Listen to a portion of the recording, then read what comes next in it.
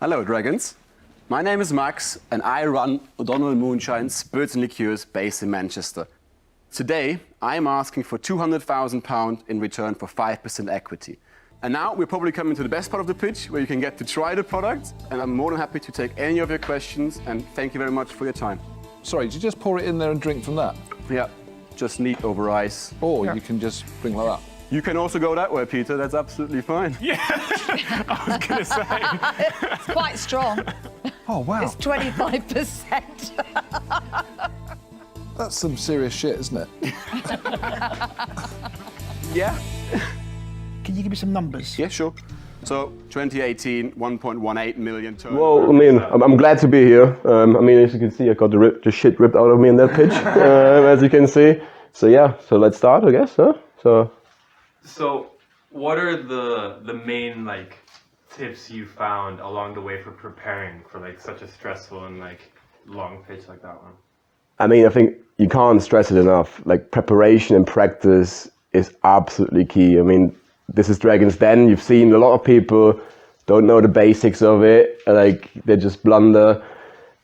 It's just one opportunity you get in front of an investor if you not prepared. But that's probably the basics that you just have to do. You just have to know your stuff inside out, left, right, top to bottom, the other way around. I think there's two tips I can give to you that helped me really quite a lot when I did the pitch preparation. One being record yourself on the mobile phone like this, so you can actually see how you come across. Because I'm a person that speaks a lot with his hands, as you can probably notice very soon. So I just thought this is not what I want to do, but you don't even realize whilst you're doing it. Also the speed of language and stuff like this, you don't pick up on it when you're actually doing it to people, to friends. They just know it. So you watch it and you feel oh my God, I'm just really ruttering through this, I'm slurring, whatever it is that you don't like. By recording it, it comes quite apparent. So I quite find this really helpful to me to just record the pitch, the questions, look at it, what you like, what you didn't like, trying to work on it. So I just stood like this to just get my hands out of it in the end, really. And the second part is that what really helped me as well is when you practice the pitch and this question answering, use it with people that do not know the business as well as you do. I did it with my staff, I did it with my fellow directors, but then I also did it with a group of friends from my partner. And actually the questions you're getting are so different. The questions, it's I don't really understand this. Because obviously for your staff, if you have any, or your co-founders, it's that obvious. They just know what's going on. Whereas them asking you, I don't really understand this explanation. And you think oh. I mean, there are very literate business people, the investors, you can bank on that. But they've got no idea what you're talking about your business, about your idea. They don't know what you want to achieve, how you want to achieve things. So it gives you a really good perspective, in my opinion, on how you come across when explaining it. And then obviously, which is probably not really much a tip for an investor around in a room somewhere, but for Dragon's Den, just watch the previous pitches, see where people just failed, make not the same mistake. Obviously, what's your financial turnover next year? I don't know. Well, it's not a hard thing to prepare, but there are obviously lots of pitches out that you can watch. It is TV or Dragon's Den, yes, so it's obviously cut to make good entertainment as well. But it does give you quite some good questions that they ask and hints on how people react well and maybe not so well as well. So I think that's the 2.5 tips I can really give from my personal experience and going on there. That makes a lot of sense. Let's start off with what was the overall structure that you prepared? Apart from the points you were going to cover, what did you prepare and what were you expecting? Yeah. I think the preparation is, as I said before, is absolutely key. You get 5, 10, 15 minutes with someone who is willing to potentially give you a lot of money to build your business. So it's absolutely key. I mean, the structure I went through it is you obviously build your pitch, your storyline needs to be in there. I'm sure you heard about this before. It's got to cover your why, why you're actually doing what you want to do and what problem does it solve. This is obviously the thing, and the better the people understand it, the more clear your vision for the business becomes. I want to make people happy. So that's our kind of vision. The second part really is financials. Financials. whether this is past ones, turnover, if you have any cost structure. If you do not have it, make a plan that's sound and logical and realistic, and that you can actually stand by, because they will drill holes in it. I mean, you can't see it in this, but they've asked me a really detailed question. What's the profit margin of that product? Where are the costs coming from? What's the biggest cost implication of your product? How much does it cost you to get a customer acquired to actually sell to? Like, there is a lot of very detailed questions that if you don't prepare, you might get caught out on the wrong foot, and that makes you look like you don't know what you're doing. And I mean, would you invest 50, 60, 80, 100 grand in someone that doesn't know what they're doing? Probably not, and therefore you're probably going to be on the back foot. I mean, I've done it for like a month, going through every single bit, even the time before I was joining the company, looked at things, tried to understand why certain figures were the way they are. That's the second part, really, that is crucial in the preparation phase. Know your how and who you're selling to. There's obviously the competitive environment, who's your target customer, why is it your target customer, how do you want to bring your product or your service to market? Also really important, because it comes with different challenges and different opportunities. If you want to do a D2C brand, direct to consumer, it's a different approach than if you want to build a big B2B brand and you're just going to go after all the Tesco's and Sainsbury's and stuff. It's a complete different strategy with complete different obstacles and challenges. You need to know this, because they obviously want to know, like, well, what you're pitching to me, like, how are you going to sell it? So, like, you have to think about that very carefully, with all the opportunities, challenges that come with it. And then lastly, I think is also the company structure and how you actually see it. I mean, you've seen this. I've got shred to pieces because of the company structure, the way the company is set up. And this means, obviously, if you're in an early stage, you might be the only one at the moment. But, like, what is your plan? Like, do you want to take another co-founder on board? Are you gonna? I've heard this chap here saying, like, I've given away some equity for the key people in my business. Do I need more funding? Like, is this the first round? Is 100 grand enough now? Do I need more in 6 months' time? And you just got to have it ready, because they will ask. I think one of the guys said as well, great, I'm giving you 400 now, and in 6 months you're going to go again and say, I need another £2 million now.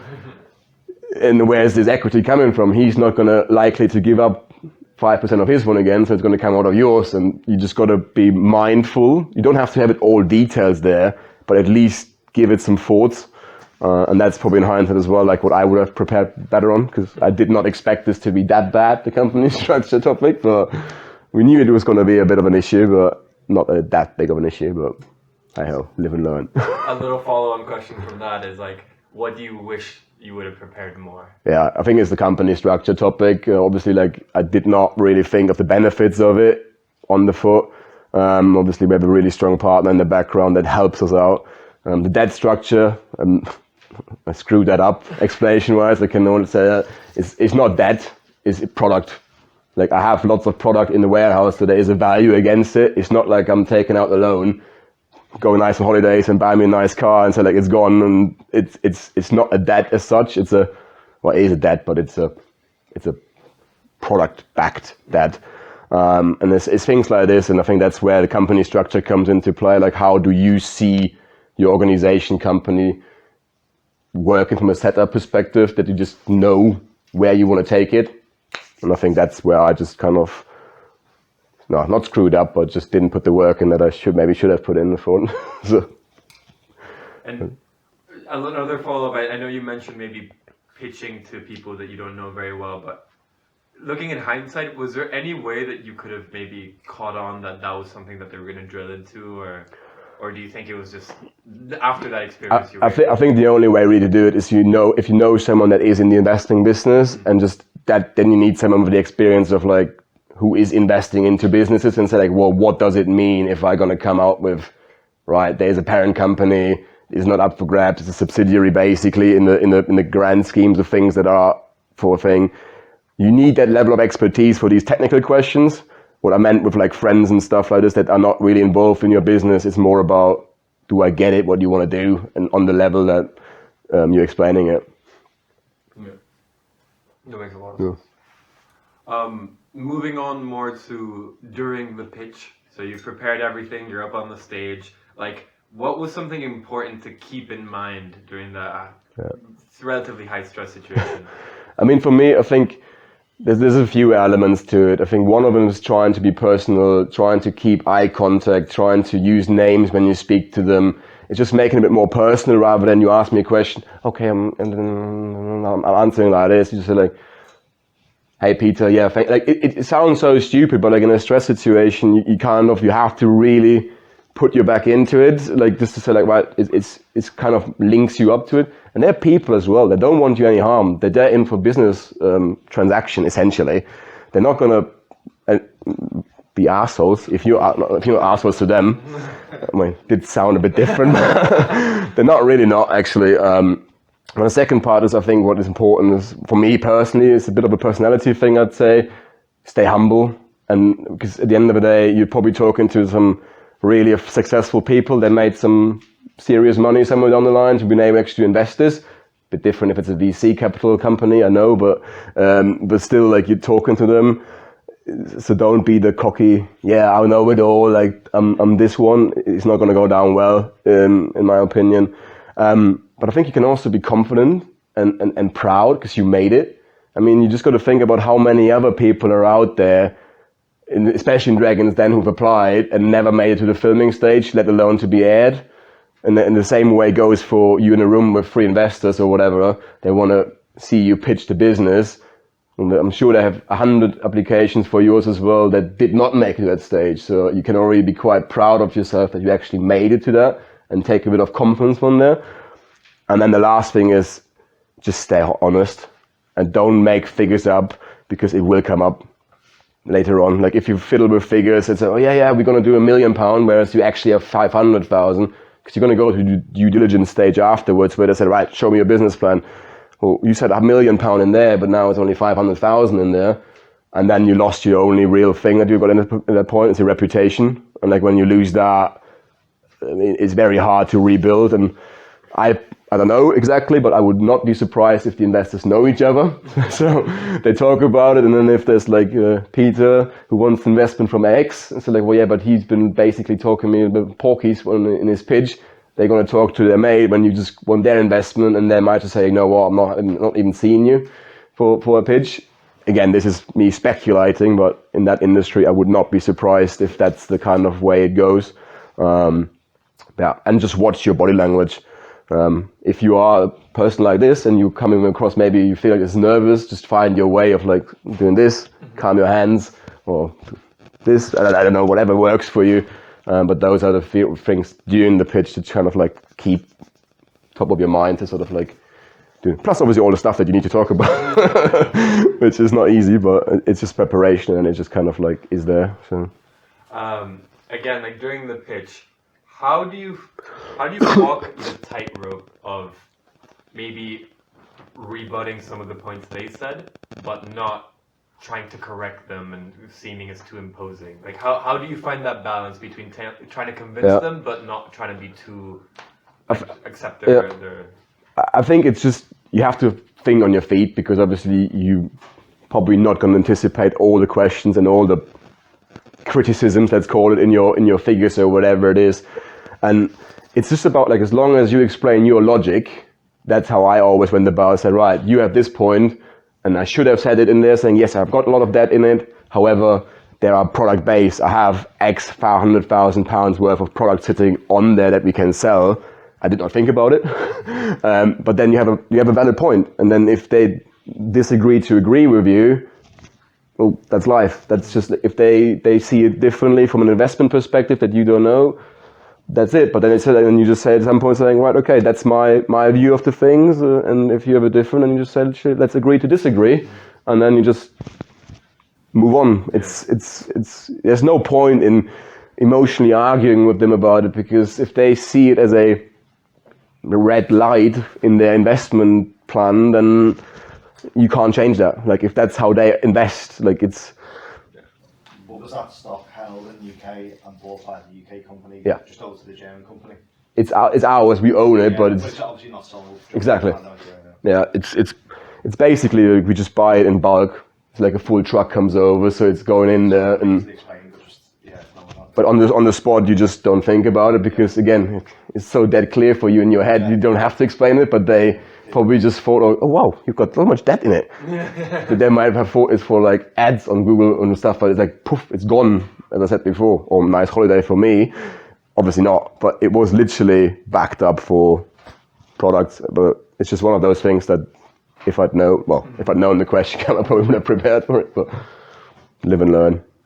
And I see you're already doing some of it now, but what do you think was like the most important thing after the pitch? Like after you've been off the cameras and...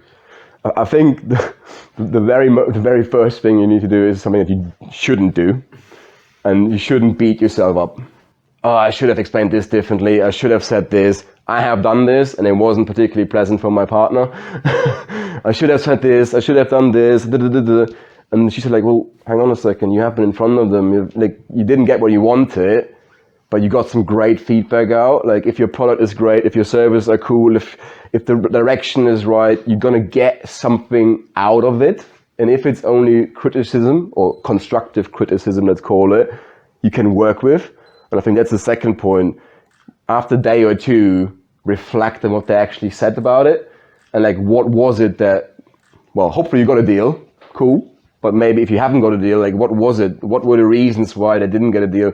And what good things did they say? It wasn't in that one there, but for me, they did say, great branding, great product, tastes amazing, daily operational figures, absolutely ace, but the company structure isn't for us. So like when you take the first 4 or 5 points, think like, hey, I'm onto something here. Like what I'm doing day to day is working. It just wasn't the structure that they were looking for to invest. And then the next step from there is, do you want to change this? Do you really need investment that desperately? You need to change it maybe as well, or whatever it is. It could be obviously the product is not great. Should probably work on that. Like you just got to decide then what of the feedback you take to work with, and then make amendments if necessary and if possible. Obviously, you may come to after reflection phase saying, no, everything is like it is, and it just simply was not for them. And then you just move on as you are, as what we do now. So we're not going to change the company structure, but we're just going to carry on what we're doing. It's just going to take us a bit longer now because we haven't got the contacts and the business and the money for it. But I mean, it's a marathon anyway, so it's not a sprint. So there we are. Yeah. And apart from like the company structure thing, are there any other like reflections you made after maybe that beating yourself up phase finished and you started seeing things a little bit more clearly? I think you just focus on the really positive side of things. Like, and when you watch the pitch, I mean, it is about 10 minutes out of 13 is about being slagged off for the company structure. I'm not gonna lie, but there are some really cool bits in it. So we actually afterwards used a videographer, a company, to just cut the pitch into like a really nice advert piece. So we just changed the story. It's a bit of a spin doctor. So, and then when you see that, you think that actually is really cool. Like, Peter Jones said, I like the concept, I like the product. I mean, Sarah Davies said, like, cool brand, amazing, it tastes great, la la la, not shown here. So you just take all these things saying, we are on the right track. And then obviously with Dragon's Den, there's a lot of PR involved as well. It's BBC One. I mean, I don't know whether you noticed, but Peter Jones has sworn. I did not know this is a thing in the UK, because obviously I'm German, but it's apparently a thing you not do. You do not swear on public TV before 9 p.m. So everyone was writing about it on Friday. The Sun, The Independent, like literally everyone, and obviously it was our pitch in it because I somehow made him to kind of swear. I would love to say it was deliberate, but it wasn't. And then obviously you get like lots of PR from it, which again is a very Dragon's Den specific thing. Probably not so applicable if you are in a room with a company where 5 investors sit there. But and then it's just working your way with it, and that's I think the key, that you just have to work with the feedback you got and don't take it personal.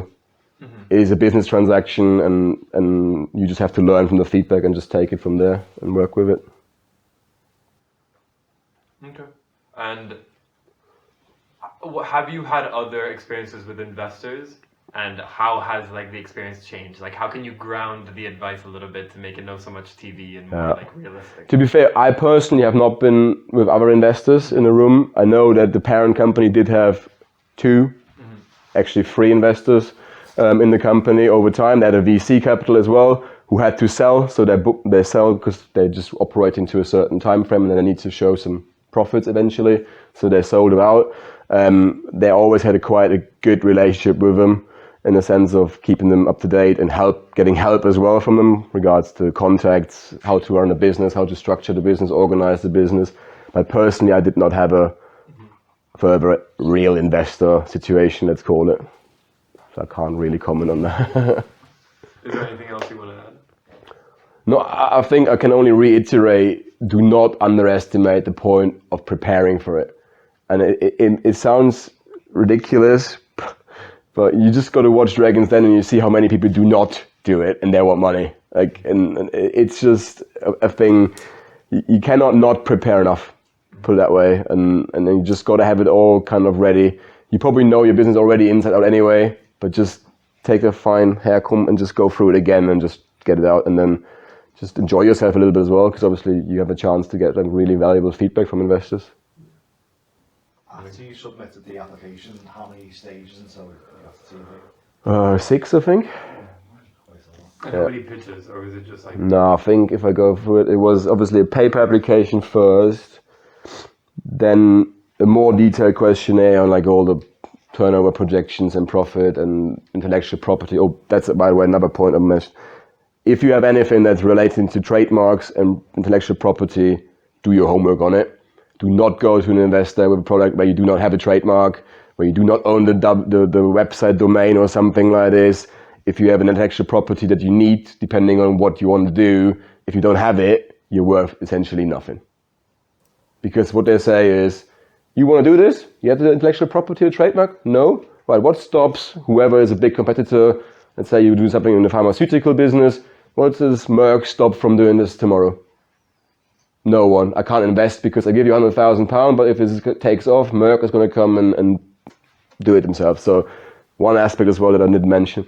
But just coming back to your stages, I think it was a detail then, it was an interview.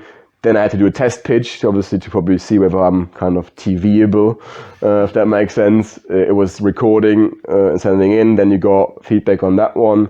And then you get another detailed questionnaire with one of the executive directors or something like this about the business and talking them through it, what do you want to do. And then it's a filming stage, but even if you get filmed, there's no guarantee they air you. So I found out to be aired beginning of February. So like 6 months, you just go there and you just don't know what happens, and then they just say like, yeah. And you don't see what it actually will be shown. You just don't know until the day it actually gets aired. You don't know how they're going to cut it. So, and how much do you think they cut? Well, I was 90 minutes in there. Oh, wow. So I was 90 minutes questions on the business and everything else, and I think the total pitch is like 13 minutes or something like this, with all the intro and stuff like this. And They put 5 minutes in the video. That's insane. So it's and that's they really go to the level of detail described. Cost of acquisition for a customer, what's your marketing spend, what's your product margin, what's the biggest cost in your product, where do you get it done, how is the challenges to get it over to the UK market, how many retailers do you have if it's a physical product, how do you acquire customers, like literally to the bottom of it, like how do you run this business, how much do you pay yourself as a salary? How many staff do you have? What's the rent? Like they're just trying to understand where the costs go, because costs is profit, isn't it? So yeah. Do you have any techniques for memorizing all of that? Practice. Practice. I just play with like a little soft football at home, so I'm just literally having my little piece of shape and I just kick something against and I walk around the house and just literally just read it out to myself and doing it. But to be fair, as it's your baby, it's actually quite enjoyable to know all these figures, and like so it's different. It's not like learning for a test in university or something where you think like, yeah, I have to do this. So When am I ever going to use it? so now it's kind of like it's actually quite cool to load like, no, what's my customer acquisition cost and what's my returning customer rate and all of this sort of stuff, and you learn a lot whilst you're doing it. So it's different, I would say, when you learn it and memorize it. Any more questions? Cool. We want to be mindful of your time. Yeah, that's fine. Thank you for having me. It's been nice, and hopefully that was helpful a bit. So yeah. Right.